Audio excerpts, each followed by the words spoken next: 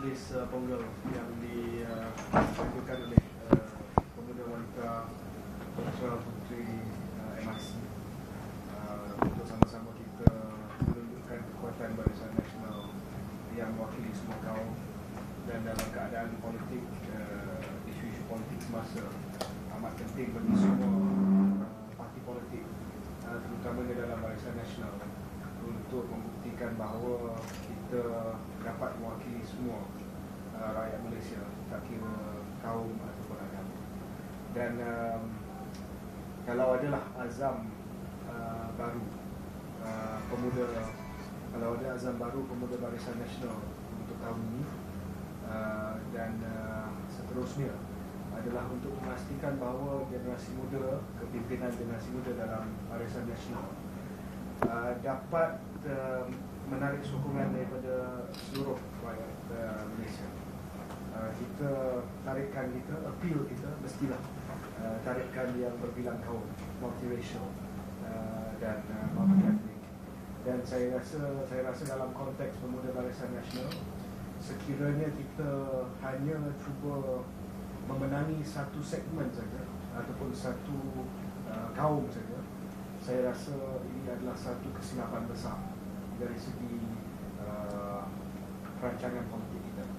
Dan saya sebagai pengurusi pemuda Barisan Nasional mendesak semua parti komponen, pergerakan pemuda dalam parti komponen, untuk memastikan bahawa apa sahaja yang kita buat dari segi tindakan kita, dari segi kenyataan kita, boleh diterima oleh semua rakyat Malaysia. Ini penting. Ini azam pemuda Barisan Nasional untuk kita berdepan dengan cabaran lepas ini. Dekat kita PDAN akan melakukan satu remakan untuk mewujudkan elemen satu Malaysia dengan pergerakan pemuda. Kita sudah ada beberapa perancangan untuk bawa konsep satu Malaysia ini ke peringkat akademik. Tetapi yang lebih penting lagi adalah tanggapan orang ramai, tanggapan rakyat biasa tentang pendirian yang diambil oleh pemuda Barisan Nasional tentang isu-isu, terutamanya isu-isu sensitif. Saya percaya rakyat boleh menilai sekiranya kita ikhlas apakah pendirian bersama. And I'm not talking about one or two people in whether it's pemuda UMNO or pemuda MCA taking very sort of radical views. I'm talking about the institutional view, pandangan institusi pemuda Barisan Nasional itu penting. Jadi kita mesti konsisten. Jadi saya nak ingatkan kepada semua komponen Barisan Nasional, pemuda Barisan Nasional, bahawa message kita dan juga perjuangan kita mestilah konsisten.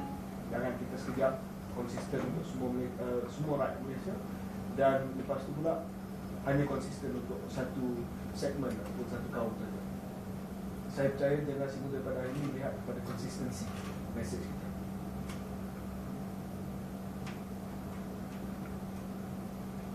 Minta komen sikit lagi mengenai pelajar yang akan digunakan tindakan bersama hubung membicarakan pasal isu kalimah Allah dalam Facebook.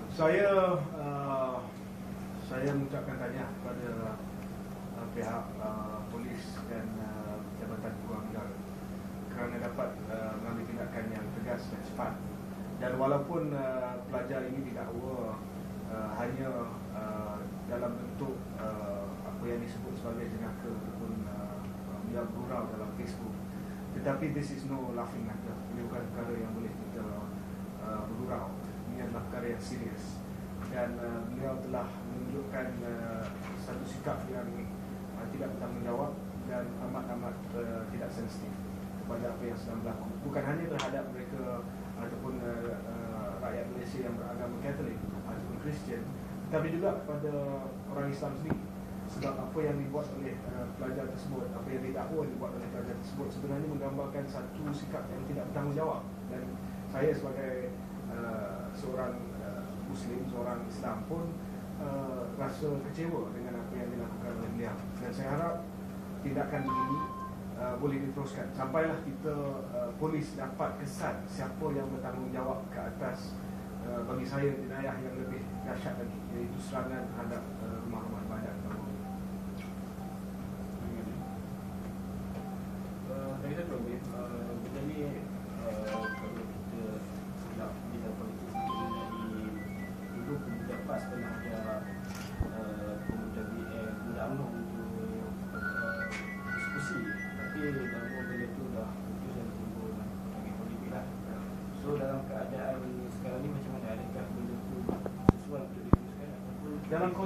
dalam konteks pemuda PAS dan pemuda BN nak berbincang dulu, mungkin itu adalah satu usaha dari segi keinginan politik untuk kita bersama membincangkan isu-isu kenegaraan, isu-isu nasional. Tetapi hari ini saya harap sebagai pengurusi pemuda Barisan Nasional bahawa isu yang berlaku pada hari ini tidak boleh langsung dipolitikkan. Ini amat bahaya sekali. Saya harap bahawa tidak ada mana-mana pihak yang seperti mana yang saya pernah sebut menuding jari kata parti inilah yang bertanggungjawab dan sebagainya, because this doesn't help. Ini tidak membantu menyelesaikan masalah. Dan saya harap bahawa tidak ada terlalu banyak usaha untuk mempolitikkan isu ini. Isu ini amat sensitif dan bagi saya mungkin cara yang paling sesuai untuk kita dapat cari jalan penyelesaian yang boleh diterima oleh kebanyakan rakyat Malaysia. Saya kata kebanyakan bukan semua, because I don't think everybody is going to be happy with whatever it is the solution is. You cannot get 100% by. Tapi saya percaya bahawa mungkin jalan penyelesaiannya adalah di luar proses undang-undang di mahkamah. Dalam hal ini saya setuju dengan apa yang disebut oleh Yang Bahagia Tun Dr. Mahathir, bahawa proses mahkamah ini mungkin akan ada keputusan yang tamat. Tetapi sebenarnya keputusan tamat ini adalah keputusan yang memberi kemenangan kepada satu pihak dan kekalahan kepada satu pihak. Jadi ada satu pihak, sama ada pihak yang membawa tindakan ini ataupun pihak yang dibawa tindakan tersebut akan kalah. Dan dalam perkara yang sensitif ini, kalau kita ada satu pihak yang kalah, implikasinya adalah tidak berapa baik untuk jangka masa panjang di negara maju Malaysia. Jadi saya harap dan saya sebenarnya menyokong nyataan yang dibuat oleh Menteri di Jabatan Perdana Menteri Datuk Seri Nazri Aziz, yang sekurang-kurangnya mungkin walaupun cadangan beliau belum lagi dapat dibincang di peringkat Jemaah Menteri, sekurang-kurangnya Datuk Seri Nazri kemukakan satu cadangan bagi penyelesaian. Cadangan beliau adalah kalimah Allah itu dapat diguna oleh bukan Islam, Kristian terutamanya di Sabah dan Sarawak, dan bukan di Semenanjung. Mungkin satu cadangan yang bukan semua dapat terima, tetapi sekurang-kurangnya beliau cuba kemukakan cadangan yang dapat kita bincangkan sama melalui dialog dan tanpa dibawa kepada mahkamah. If we take this to court, there will be a clear loser and a clear winner, and the implications will be quite bad for Malaysian future. So I think that we have to take this out of the court through some sort of dialogue mechanism, which the government can arrange and try to find a solution. I don't like to use the word compromise, but try to find a solution that can be accepted by everyone, based on compassion, based on empathy, based on understanding. Itu yang paling penting. Okay? Okay. Thank you very much.